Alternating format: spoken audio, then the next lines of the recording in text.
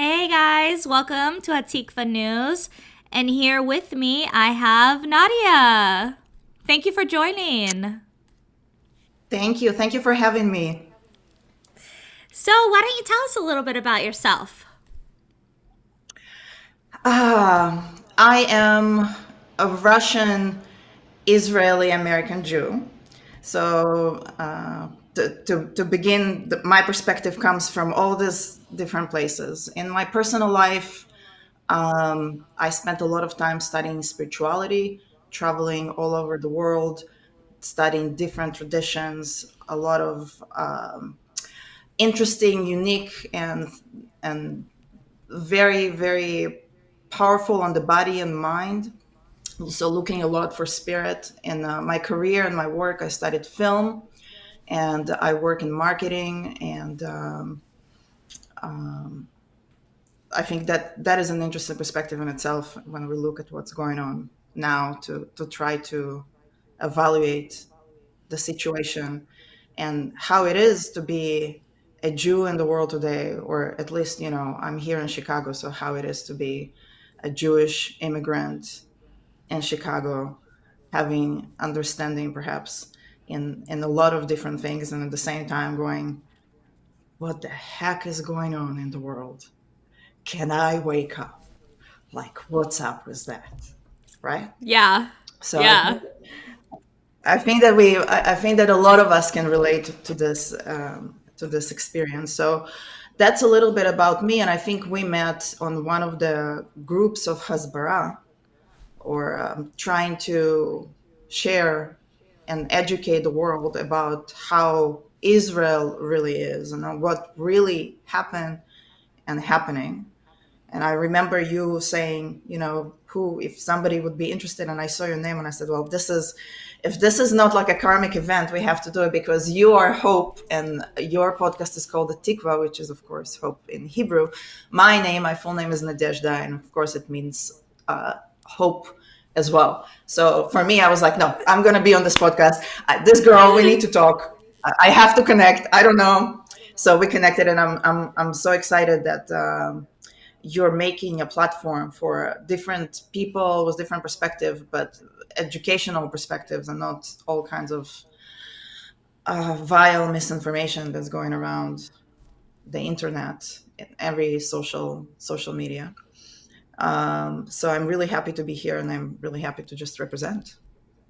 Thank you for coming. Yes, and I love that your name means hope in English too. How fun.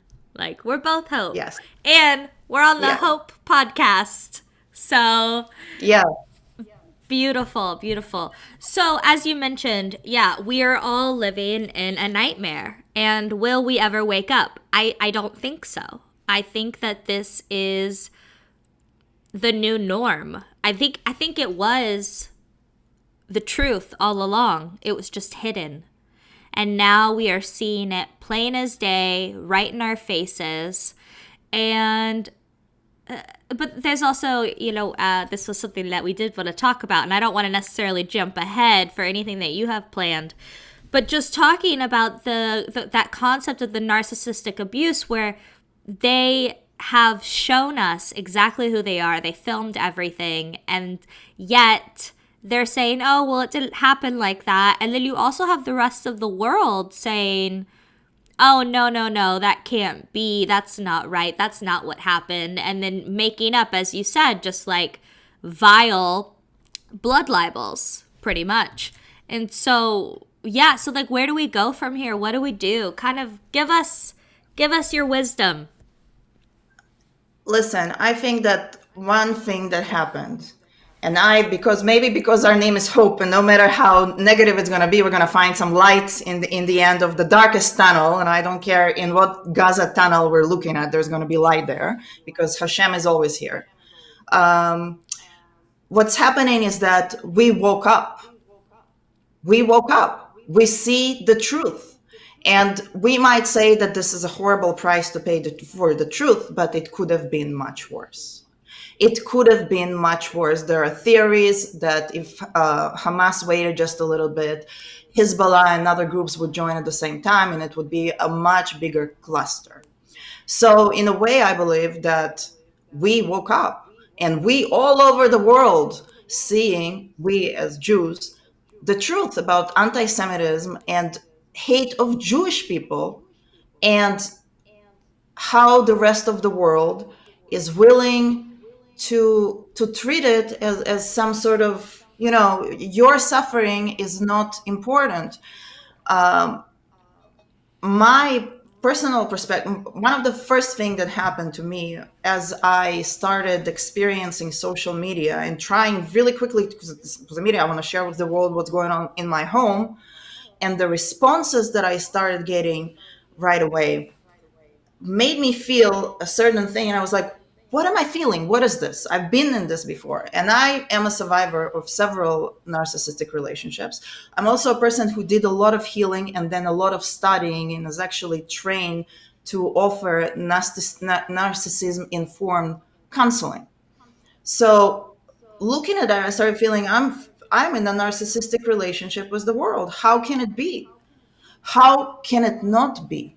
Because have we looked at social media, especially since COVID? Look at all these kids that were sitting at home looking at their parents. There was no answers. Nobody knew if we're going to survive. There was no heroes. And at the same time, we already know now that the last 30 years, the Arab League invested a lot of money in propaganda and in education here in the West. So they were priming for it. And this is like this scary mastermind, brilliant and super scary at the same time, because they understood that this is the way.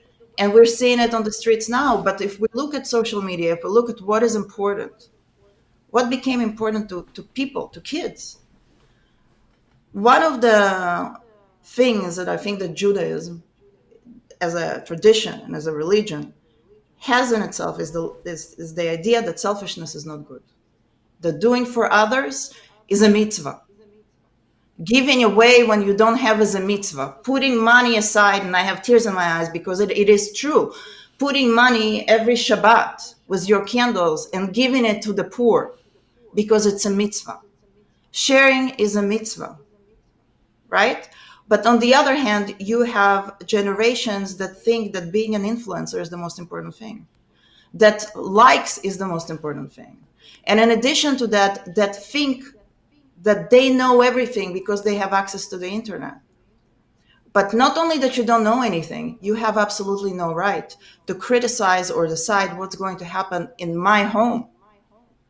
Who are you, little children, with your signs that cannot spell genocide properly? Who are you? Maybe you should understand that you don't know everything. And how is it that we walk in a world that is so relative? You are suffering, hence you do not suffer. You are the oppressor because you kind of look like my previous oppressor, so hence the other people are oppressed. This is a very, very, very stupid logic that does not work in real life.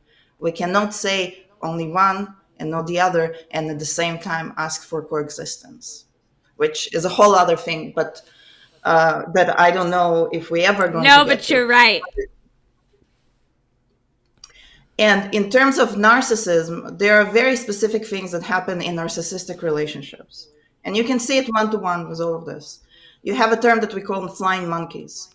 When a narcissist does something to the victim, he already has prepared flying monkeys to come and attack the victim and the name and the form of the victim with other people. So we have it on social media. It happened immediately. I have people every day telling me, not only telling me about myself, who I am, who the Jews are, who the Jews are not, what is a Zionist, what is not a Zionist, and at the same time, that Hitler should have finished the job and we should have all burned and all of this. But they're not going to be successful because one of the things that is obvious to everybody, that we are feeling our soul and we are feeling Jewish. And even folks that were here that having a really hard time to connect to it are starting to understand and feel that they have something that connects to them, to real people, to indigenous people. That is in the heart. You can't take it. Everybody's fighting for the first day, from the first night. Everybody. Now we all volunteer. Nobody's getting paid. Everybody on their phone. Boom, boom, boom, boom, boom. My TikTok died, and I knew it. My TikTok was used both the professional and for my business stuff. I knew immediately that my business is going to suffer. That doesn't matter. I'm okay with it. It was gone in a week for nothing. It was shut down. All of my accounts became dedicated to that. Why? Because there is no other way. There is no other way. It's our job. It's our job. Don't you feel the Yeah, same? I do. I feel the same, and you're right. We're not getting paid for it. It is tzedakah. It really is, but it's the most important thing that we can be doing right now. So for the first month since October 7th, I was only using Instagram, and I was just reposting the news, and that was the only contribution I could make at the time, because I couldn't even be seen, let alone speak. I was so torn up inside. I was crying. I was completely distraught. And so the only thing that I could really do was just sort of reposting, sharing the news, things like that. But then almost a month to the day, I was like, okay, it's time. Let me take a shower, put on some makeup, and I'm podcasting. And that's kind of when I started sending out things to everybody. Who wants to come talk? Let's talk, because news will only get us so far. I really feel like, and I only have so many subscribers right now. Maybe it'll blow up, but I do really feel like if people see our faces and they hear our voices and, trying to personalize who we aren't just this group of white colonizers or genociders or like these megalomaniacs that they're trying to make us out to be. And so I came to the decision saying, I want to start getting Jewish people or allies, but I just want to start getting some faces and voices out there so people can understand that we are people and we have feelings, and explaining also our stories, like for you, a Russian, Israeli, American, all of the things that you have gone through in your life, which we don't necessarily, you don't have to tell your full story if you don't want to, but just understanding that there are Jews all around the world who have multiple passports because of the diaspora and because of many, many dictatorships and problems and issues for the Jewish people all around the world. And again, to this point where you're saying in one hand, they're yelling for Hitler should have finished the job, and then on the other hand, they want coexistence and a ceasefire. It's like, do you want to kill us or not? And if you do, we have the right to defend ourselves. And not that that's the whole point of Israel. Israel were indigenous too, Judea and Samaria. But also, we need Israel because everywhere else we go, people want to kill us. So it becomes this really big mind warp in your head. That's part of that narcissism, I'm sure, where you're just like, what the F is going on? Where am I supposed to be? Where will I survive? Where should I live where you will be happy with me? Because it turns out nowhere. It turns out it doesn't matter where we live or what we're doing or who we are. They're not happy. So ultimately, I decided, let's get our faces out there. Let's get our voices out there and see if it makes a difference. I don't know if it will, but it feels like the only thing I can do. Of course it will. I think that when I was talking to my partner today, before going live, and I said, I desire to change one mind. Because for me, just like Judah is saying, you save one soul, you serve the whole world. Clearing and letting somebody understand that this is what you're hearing in the news, apartheid, all this nonsense, it's not only not true, it's the complete opposite of what's going on in Israel. The complete opposite. And if there is one thing that is absolutely true to narcissistic relationships, there is no way of healing besides leaving the narcissist. And I'm a person who, because of my spiritual experiences, I and because of how my values, I was very, very on the left for many years. I was, with everybody. I was supporting everybody. Even in the beginning of the war, it was like, oh my God, what's happening, to innocent civilians? And then the reality started kicking in. So the only way to survive a relationship with a narcissist is not to be in one. And I am, at this point in my communication with people, decided that there is no reason for me to try to prove insane things. For instance, when the argument started centering around things like that, but how many babies were burned in the oven after all? There is nothing anyone can answer to this. This is what we called in Russia proving that I'm not a camel. You see that I'm not a camel. I talk, I express myself, we're friends. Yet you put me in a position when I need to bring paperwork and here my passport. I am not a camel, right? It's insane and it's impossible. And today I bypass. If this is not a conversation, this is, you clearly are not human. If you're asking me this question, Yeah. we have nothing to talk about. How many does it need to be? How many babies need to go in the oven for you to care? And what kind of narcissistic, like, how are you obsessed with that? But for me, it would be like, oh my God, I don't even want to hear those details. This was intentional. This was intentional.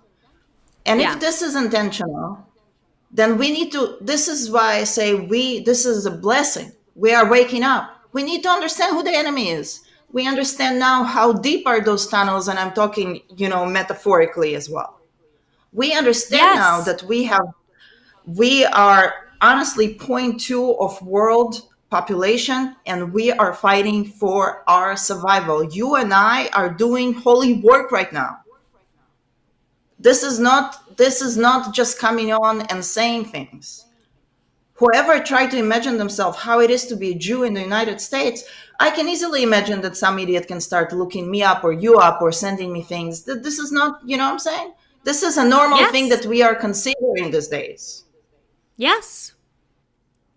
And But this is I will still walk around in my IDF sweatshirt, and I will go around with my Israeli flag, and I'm not going to let anything stop me. I'm not. And yes, there is a huge fear factor. There is. Of course there is. But I'm not going to let them win. I'm not going to be scared for my life. I'm not going to change my life because I'm scared. If anything, and I think a lot of people feel this way right now, a lot of Jews, they are even more Jewish now. We are stronger together. Absolutely. We are doing more and more together. It's, I have to laugh a little because everything they've tried to do is divide us and to quiet us. And we are louder now than we have ever been. And I was talking with Eli, I keep calling him Eli. I was talking with Eli, the one who started Israel Pulse. I was talking with him a few weeks ago. And he said, we really started the Hasbara game too late. We should have been doing this a long time ago. And he mentioned, and I really took this to heart, he mentioned, this isn't just a 1 month thing. This isn't a 2 month thing. I'd really like to talk to you again in 10 years and see what we've accomplished. And I love that because it's not just this one war. It has been generations and generations of blood libels and survivalism that has brought us to a place that it seems still nobody understands us, nobody knows who we are, and the massive amounts of misinformation. And as you mentioned earlier, we sort of bypassed it real quick, but our education system is just completely indoctrinated into oppressors versus oppressed.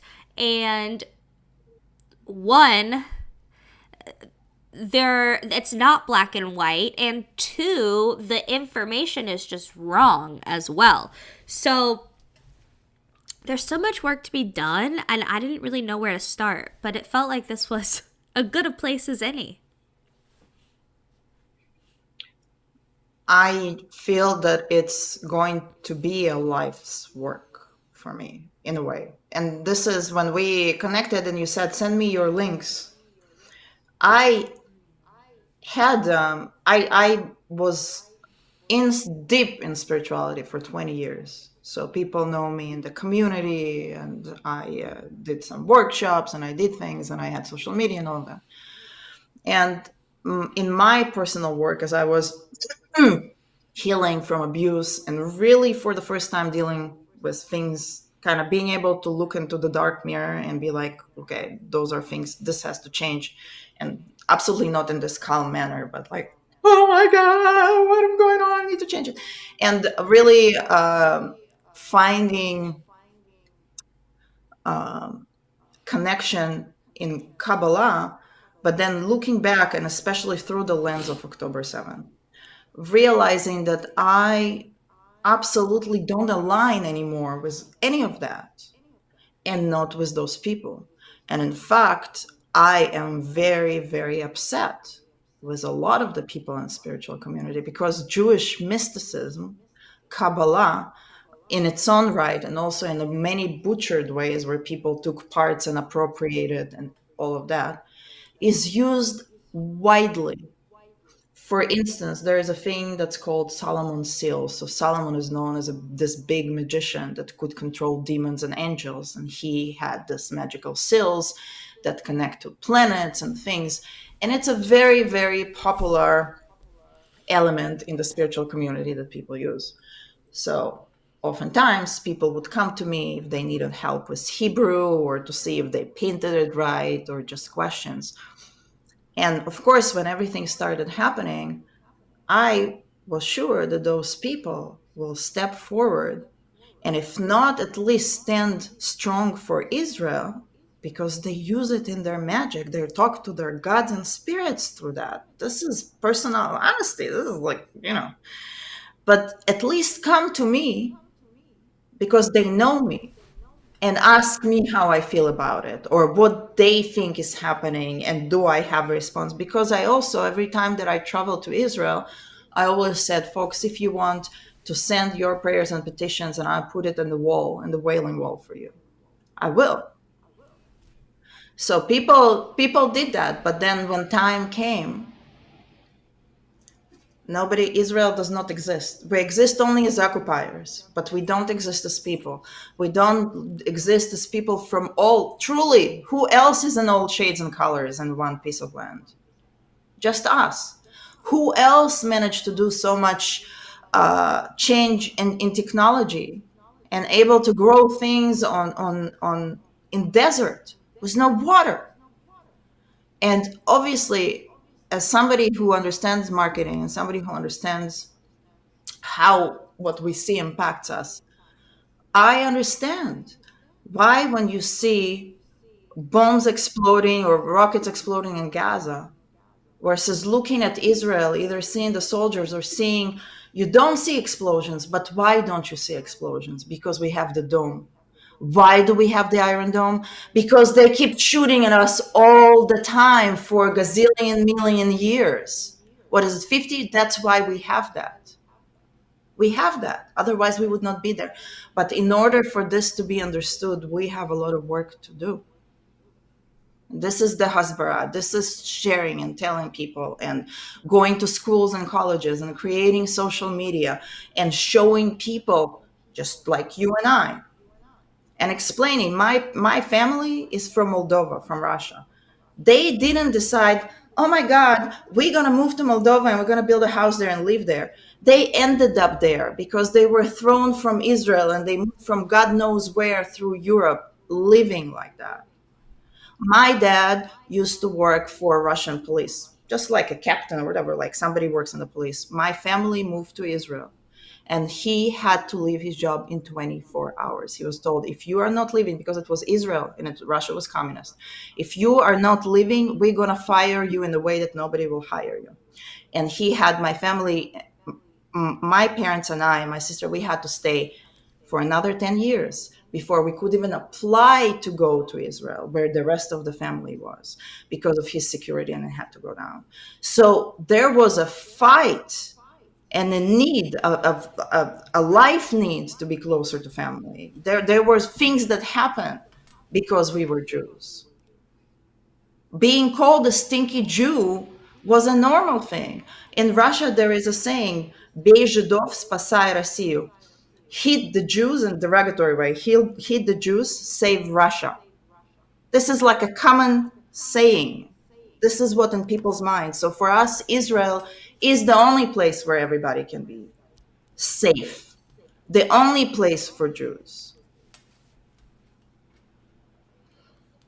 And this needs to be communicated in a right way. And I hope that when we come out of the chaos of the war, we're going to have some leaders that are going to think and plan this education, and that we all can be on the same page. But no matter what, as you were saying, we were very divided before this happened. I was in Israel just recently. I was just a few months before in Israel with my daughter and my partner. And I was going to visit for the first time my rabbi with whom I studying Kabbalah. And there was people were blocking the streets because they were protesting. They were protesting the government. And we got stuck for half an hour in the middle of the road and we couldn't go. And then we had to wait and go later. It was part of life. And this was heartbreaking. And we know now that it was one of the reasons Israel was so weak. But you can see how different it is now. You can see how people are together. You can see something that I never thought I would see in my life. And I was in the army in Israel, is to see religious guys with weapons protecting the country. Every time I see it, I start crying because I know that it's a huge thing for them. It's not like, oh, you don't want to do it for the country. It's a huge thing for them. So to see even them, our brothers, they're doing everything that they can immediately. They know that they have to. And I saw recently too, just to add to that point, 460 religious women in Israel wow. volunteered. They volunteered for the army just last week. So there is a huge movement happening. And there used to be, I lived in Israel in my 20s, and there was this huge thing about how people were kind of upset that like the religious women or even the religious men didn't have to serve. They were exempt from serving. Absolutely. And now, when Israel needs them the most, they're stepping up. They're not even asked to go. They're just stepping up. And so it just shows again. And, as you were talking about the protests, there's still protests. There's still protests. Israel's a democracy. They're allowed to protest. But the protests, and then also just demonstrations for the hostages to come home, and peaceful demonstrations and prayers and such for our soldiers and everything. There is a way that the community in Israel is coming together like never before. And yes, like nothing is perfect. No country is. And our government does sort of have some issues, like all governments. Like no place is perfect. So, but that's what a democracy is. And that's something that people also really need to understand is Israel is a democracy. And so there's lots of arguments. I try to tell people all the time, Israel is a lot like America in that sense. Not everybody loves Trump. Not everybody loves Bibi. Like it's the same. It is the same. There's a population of people that are split. Some are left, some are right, and right leaning. Not that they're necessarily correct, but left wing, right wing, and that's just how a democracy is. That is how many nations around the world run, and it's normal. Like and so I think that it's really important for people to understand that Israel is not a theocratic state. We aren't run by some like religious zealots. And there's many different diverse people, cultures, ethnicities, religions. And I always like to say this. I know I say this at almost every podcast, but there is even an Arab person on the Israeli parliament. So just like to keep throwing that out there for everybody. It is not an apartheid state. When men, women, Arab, Christian, Jews, Druze, all work together, all go to school together, all use the same bathrooms. Like people are trying to almost equate it to like Jim Crow laws. And I happen to know the Jim Crow laws really well because I grew up in Texas, and that was a huge part of our education, was learning the Jim Crow laws. And Israel is nothing like the Jim Crow laws, and actually it's nothing like South African apartheid either. So all of these people that are saying nonsense and lies and spreading misinformation, they really just need to go to Israel. They need to go to Israel, and they need to see for themselves. And what I would love to do, or maybe if I'm not there personally, but have some people go to Israel, try to put some interviews and stuff in here on this podcast. So maybe you don't have to go to Israel. You can just see it right here, and not necessarily take my word for it. See it for yourself. But it's nothing as people make it out to be. So Israel is probably one of the most liberal places that exist. And I know that because I moved to California, to San Francisco, California, when I was 21. And I was shocked that Israel was more liberal and more alive, and how in Israel you just go out at midnight and everything is open, and there is no you see people everywhere. They don't close down.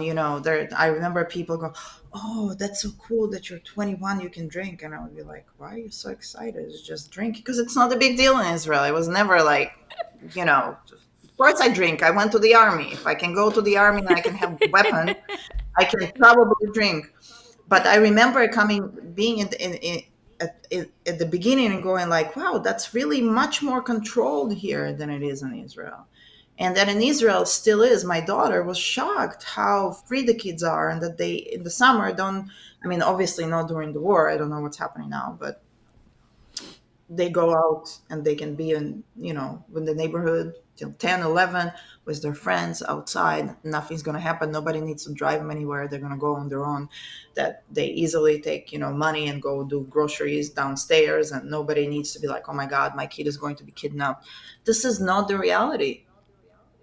That was not the reality. And I know that we're going to bring it back, and Israel is going to just emerge from this. There is no other way. There's no other.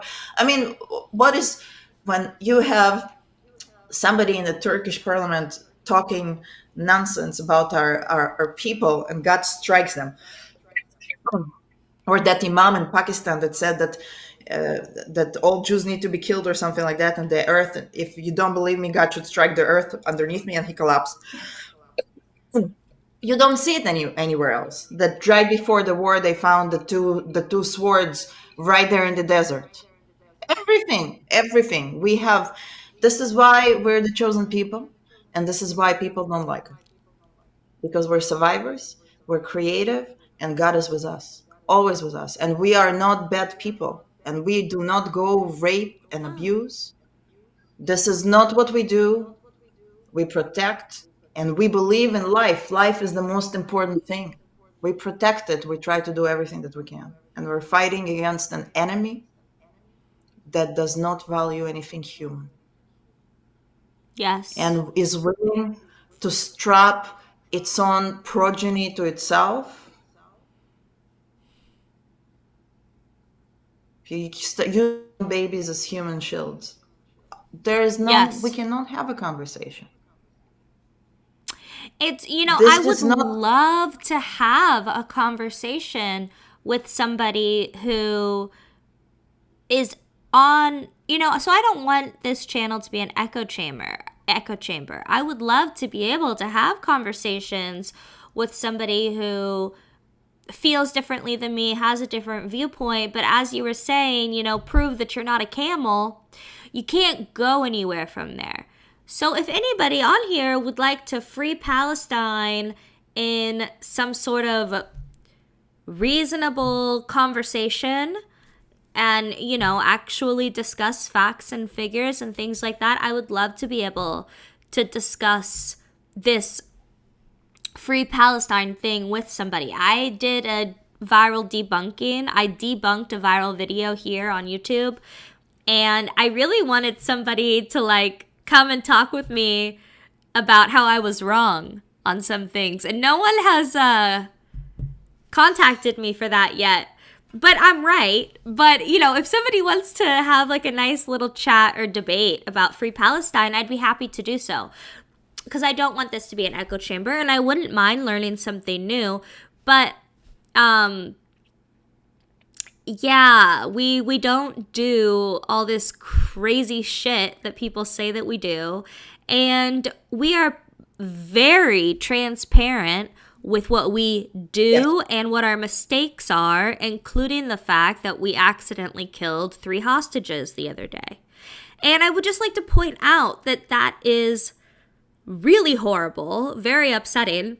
Those soldiers will have nightmares and regret this for the rest of their lives, and I really hope that nobody unalives themselves because of the mistake that they made.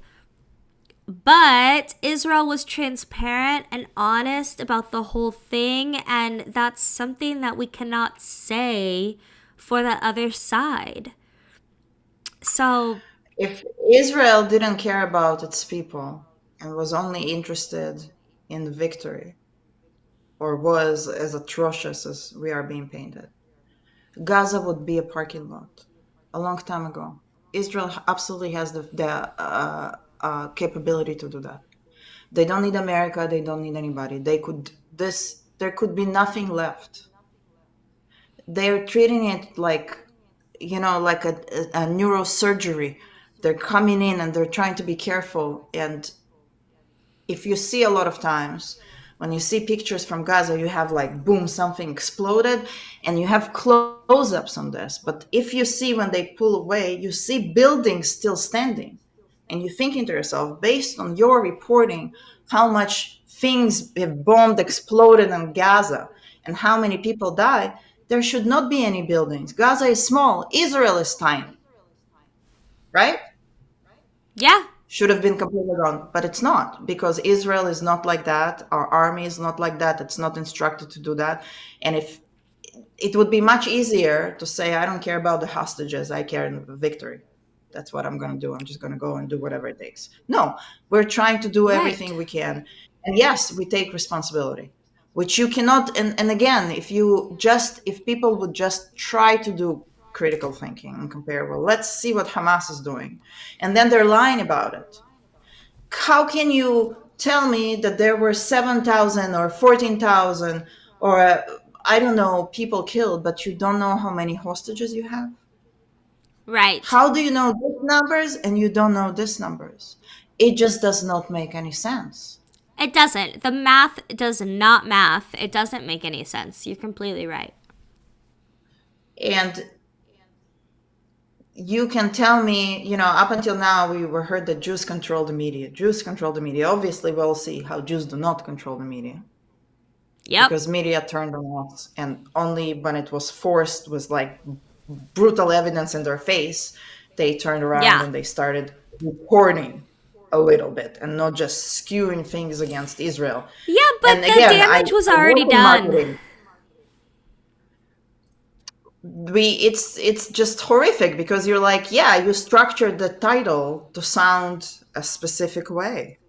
I know Yeah. that because that's what I do. If this is not fair, this is not reporting, this is not what, this is not really helping the situation. But again, who knows? Now we're seeing that the universities are being monetized from Qatar, for instance. Yes. Yes. So who knows, where the money is coming to the to the news organizations as well. I'm sure it's the same thing. And one of the things that I'm really happy that Israel realized very quickly in Hasbara is that we have to be truthful, we have to be factual, we have to be responsible. Yes.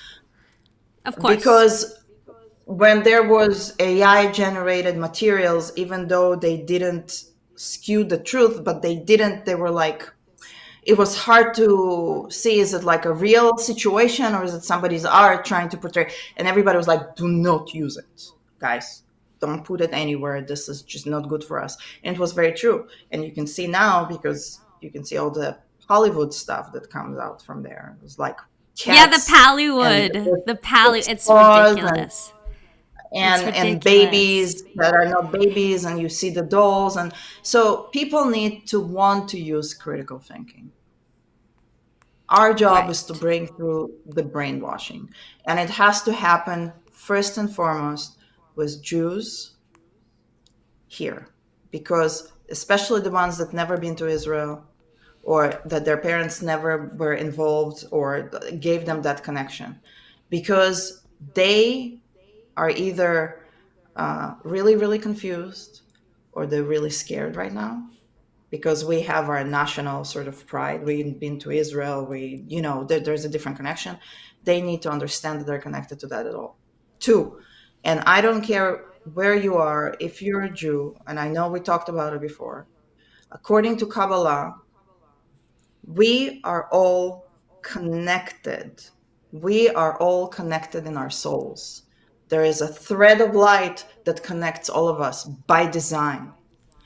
God is available to the Jewish people. This is the promise. We are allowed to stop everything and say, Daddy, what's up? Hear me. And he will, because this is the promise to the Jewish people. And as myself, a person who looked for answers everywhere, everywhere, everywhere. And then one day I woke up and something changed, and I could approach Kabbalah and it rang in a different way. It was my time to understand it.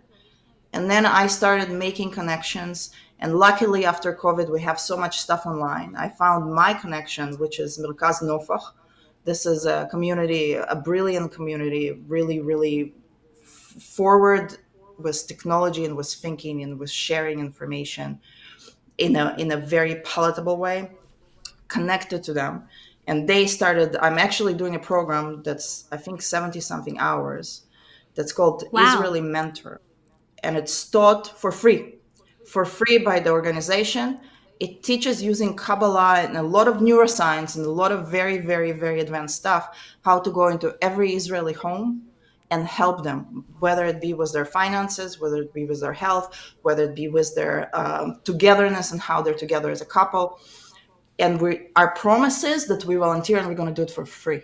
For free, we're going to go into people's homes, whether it's through Zoom or whatever, for free, because we owe it to our own families. We are all family. I woke up in the middle of the night on that Friday before, it was already Shabbat there. It was Friday night here. I woke up and I was like choking in bed. I couldn't understand what's going on. And I remember turning on the TV and going, what the? I really had an experience. It was amazing. And in a way, it showed me how we are all connected, and everyone has a point of light in their soul. And when the time is right, we meet them and we connect, and it goes, shh, and you cannot undo it. It's like that. And you remember your destiny, and your soul is awakened to your Jewishness in the most beautiful and blessed and healing way. As Jews, we are made to celebrate. We are made to dance and sing. We are told it's your job not only to study Torah, but interact with the world and be good to it. You need to be light to the goyim. You need to look good. You need to be rich. You need to be smart. You need to act in a certain way. All of this, you don't need to sit and cry and be, you hate me, I hate myself, you hate. No, it's the opposite of that. You need to celebrate. And if you know, if you're a responsible person, you can go to God and say, listen, I fucked up. Forgive me. I did something wrong. I see it and I did. That is taken away from us. We have ways to clean it so we can renew ourselves and really be fully present in what's happening with us. It's an amazing thing and it's an amazing teaching. And no matter how you look at it, it is the opposite of teaching you to kill and murder and hate. Yes. There's even, you were in the army, so I'm sure you know more about this than me, but there's even the first class that you get as a soldier going into the IDF, and it's the rules of combat, right? And how the first rule is to honor life and to do everything possible not to kill. And It is true to the army and it's true to the Jewish halacha. You're not supposed to kill one person that didn't do it. You're not supposed to kill anyone, and you're not supposed to kill civilians. This is where it gets interesting, right? You're not supposed to get in there. There is a very famous rabbi here in the States, and I don't know, forget his name. He has a whole talk about that. But he said, we are not allowed to kill civilians. But who are civilians? Civilians are the people that come out with the white flag and identify themselves as such. Okay? It's not our job to walk around and guess who civilian is and who civilian is not in a zone, in a zone of war. It's not our job. We know that this is also not their tactic. They're not walking around dressed in like soldiers. They're dressed like civilians. So as long as they don't identify themselves, they are not civilians. And yes, we're not allowed to kill even one more person than what needs to happen in order to accomplish peace. But until that happens, it's fair. It's protecting ourselves. It's protecting our lives. It's protecting our families. And yeah. if the enemy is so vile and so dirty that they are wearing civilian clothes and they're hiding in civilian houses and they're using teddy bears to hide weapons and they're using their own children as protection so they don't get shot, that's okay. You have to do what you have to do. That's war. Yeah. We didn't start it. No, we never do. We never do. It's called the Israeli Defense Force. We are the force For a for reason. defending. We defend. Yep. We don't start this shit.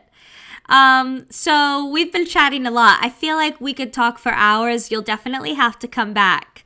There's a few things I want to touch on because when we spoke before we went live, there were a few things that you said that were just so great. So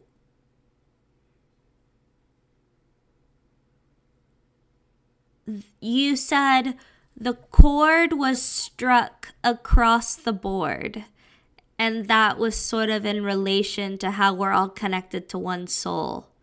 And so we felt this chord being struck. Is there anything you want to add to that? I think that feeling that chord in our souls is not a scary thing. People are scared now. It's actually empowering. For a lot of people, it might be the first time that they're dealing with reality and feeling oh so alive. Isn't that the most alive that you knew that you exist, because there is so much going against you and you have to define the boundaries and you have to figure out what does it mean to be a Jew? What does it mean to be a Zionist? What does it mean to wear, your Star of David today? What does it mean? And it meant the same thing through history. And we have a chance to stand and perhaps be victorious for those that perished before us. This is our opportunity. And that chord reminds us. It's like being in Yad Vashem and going to the room with all the candles for the little kids and just feeling that we are all coming from the same place and we're all our brothers and sisters. And we are all remembering it now. And we're not going to forget. Very well said. Um, so on a separate note, when we were talking about the narcissistic relationship with the world, you mentioned how history is being taken away from us. I think that a lot of stuff being taken away from us. Everything is being appropriated. Everything holy to Jews is being appropriated, but also the ridiculous stuff. For instance, this is the first Christmas that I was told by social media that Jesus was Palestinian. And I found this the most ridiculous thing in the world. Like, you see Jesus with Palestinian flag. Don't forget that Jesus was Palestinian. I'm thinking to myself, so how are we going to rub this? What about all the hatred that Jews got throughout history for crucifying Jesus or whatnot? Let's And start it with was the that. Romans! Second, And it was the Romans the whole time. we don't need them, right? It doesn't serve the Palestinian narrative. So we're going to appropriate everything, including Jesus. And it's unbelievable to me. It's like how we existed before Muhammad was invented. Jesus existed 600 years before Muhammad. It does not make any sense. But the other question is, why do you need everything? Why do you need to have everything? Why do you need everything of ours? You want our land, you want our sites, even the kafir. Jews wore the kafir before they put the kafir on themselves. You can see blue and white kafirs with stars of David. Why do you need that? Because you don't exist, you're not real. This is the truth. I know where I'm from. And Jesus really is not the thing that I want, I can fight about. But I know enough, let's say, about Kabbalah, and I can tell you that from my perspective, Jesus was a Kabbalist that did a little too much and got, crucified.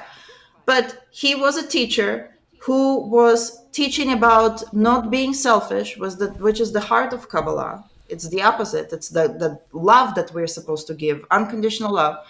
He had 12 disciples. What is 12 disciples? It's a minyan. In Judaism, you cannot do any meaningful ritual, let's say, like a burial, without having 12 dudes with you. It's just how things are. Jesus is from Judea. Even the bad guy in his story who betrayed him, well, his name is from there. So what are you going to do? You're going to appropriate? It does not make any sense.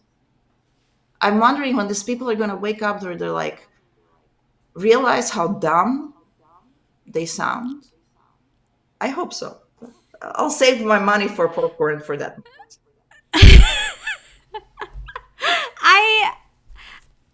I don't know when or how these people are going to wake up, but until then, we are wide awake, eyes and ears open, and we will keep talking. I want you to come back.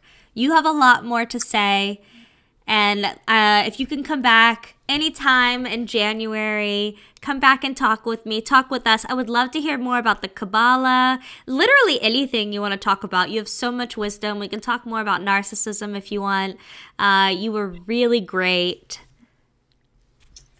Thank you, my dear Hope. I will absolutely love to come, and I think that one of the things that I want to continue doing during this time is to remind myself and other people that our job is not to fight darkness. Our job is to bring down the light.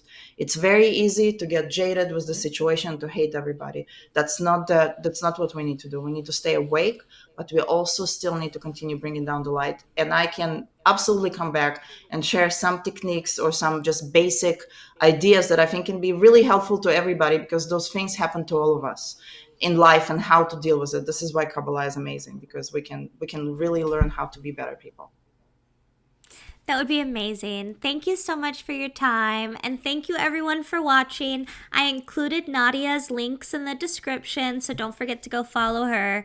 And I included the Kabbalah rabbi that you sent me. I added that YouTube link in the description as well, so people can get some more information. And Nadia will be back with us soon. Thanks everybody. Thank you. See you later. Bye. Bye.